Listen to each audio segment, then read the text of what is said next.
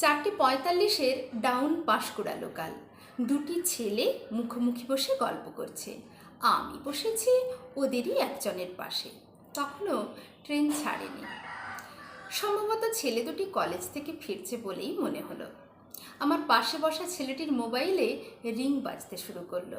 তাকালাম মোবাইলের দিকে। স্ক্রিনের নামটা ভেসে উঠল অ্যাটম বোম। ছেলেটি রিসিভ করার আগেই বন্ধুকে বলল, চুপ চুপ, অ্যাটম বোম কল করছে। রিসিভ করেই ছেলেটি বলল, হ্যাঁ স্যার বলুন। বুঝলাম স্যারের নাম রেখেছে অ্যাটম বোম। স্যারের কথাটা শুনে নিয়ে ছেলেটি বলল, ঠিক আছে স্যার, আমি সবাইকে বলে দেব। ফোনটা কেটেই বন্ধুকে বলল, কাল বিকেলে অ্যাটম বোম পড়াবে না, গ্রুপে লিখে দিস তো। বন্ধুটি শুনে বলল, ভালোই হলো, কাল একটা কাজ আছে, সে কাজটা করে নেব। তারপর ওরা ওদের মতো কথা বলছে, আমি পাশে বসে মোবাইলে স্ক্রল করছি। ওদের কথা কানেও আসছে। কিছুক্ষণ পর আবার রিং বাজলো। চোখ গেল মোবাইলের দিকে। এবারে নামটা উঠল লেগ পিস। ছেলেটি তৎক্ষণাৎ রিসিভ করে আস্তে আস্তে বলল, স্কুল থেকে ফিরেছ? উপাস থেকে উত্তর আসতেই ছেলেটি বলল, ট্রেন থেকে নেমে কল করব। ঠিক আছে, ওকে রাখো, লাভ ইউ। বুঝলাম গার্লফ্রেন্ডের নাম রেখেছে লেগ পিস। মনে মনে ভাবছি, এ ছেলে তো বেশ মজার মজার নাম রেখেছে সব। বুঝলাম মজাদার ছেলে। কলটা কাটতে না কাটতেই দেখি সঙ্গে সঙ্গেই আবার রিং বাজতে শুরু হলো। ছেলেটি এবার একটু বিরক্ত হলো, বলল, স্লা ফোন আর ফোন। এবারে নাম উঠল টাইম মেশিন। রিসিভ করেই বলল, এই তো বাগনান ঢুকছে, নামবো এবার। যদিও ট্রেন তখনও মেচেদা স্টেশনে ঢোকেনি। মুখোমুখি বসা বন্ধু তখন হাসছে। ফোনের ওদিক থেকে কি বলল কি জানি। ছেলেটি মেজাজ নিয়ে বলল, ওফ, তুমি ফোন রাখো, 10 বার ধরে শুধু কল করে, বলেই ফোনটা কেটে দিল। বন্ধুটি এবার বলল, কাকিমাকে যে কত মিথ্যে বলিস, একদিন তোর বাড়ি গিয়ে সব ফাঁস করে দিয়ে আসবো। এইসব বলতে বলতে ট্রেন তখন মেছেদা পৌঁছে গেছে। বন্ধুটি উঠে দাঁড়িয়ে জিজ্ঞেস করলো, এই কাল আসছিস তো? এই ছেলেটি ঘাড় নাড়তেই বন্ধু গেটের দিকে এগোলো। অবশেষে মেছেদায় নেমে গেল সে।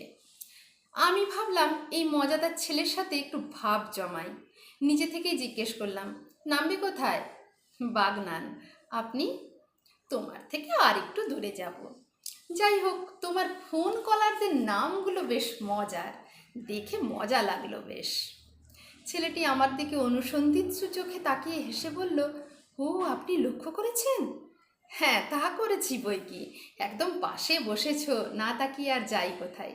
Atom bomb, leg piece, time machine, নিশ্চয়ই প্রত্যেকটা নামের আলাদা বিশেষত্ব আছে। ছেলেটি তখন হাসছে, হেসে বলল, অ্যাটম বোম আমরা স্যারকে বলি, স্যার যা রাগী, মেজাজটাই আলাদা। স্যারের কাছে গিয়ে একদম বসি না, যে বসে সে বোঝে। অ্যাটম বোম তো বাস্ট করলেই আর পাশে যারা থাকে তারাই টের পায়। আর টাইম মেশিন তো আমার মা, টাইমে টাইমে কল করে। বাড়িতে থাকলেও তাই, আমি উপরের রুমে থাকবো, খেতে ডাকবে ফোন করে, 5 মিনিট ছাড়া ছাড়া কল করতেই থাকবে। ঘুম থেকে 7টায় যদি ডাকতে বলি, 5:30 থেকে ডাকতে শুরু করবে, থামবেই না থামবেই না। মাকে ওই জন্য টাইম মেশিন বলি। তবে মা আবার এমন নাম শুনে খুব খুশি।